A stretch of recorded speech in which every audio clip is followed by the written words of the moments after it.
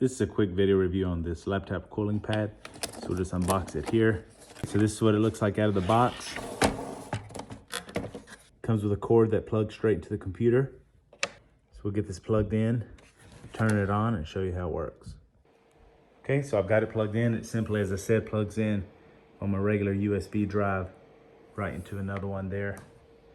You can see it lights up to show you that it works. Another feature I really like is I like how it's got these little stoppers here, so you won't be pushing your laptop off the cooling pad. You can see it's got 6 fans. Looks like 3 large ones and 3 smaller ones.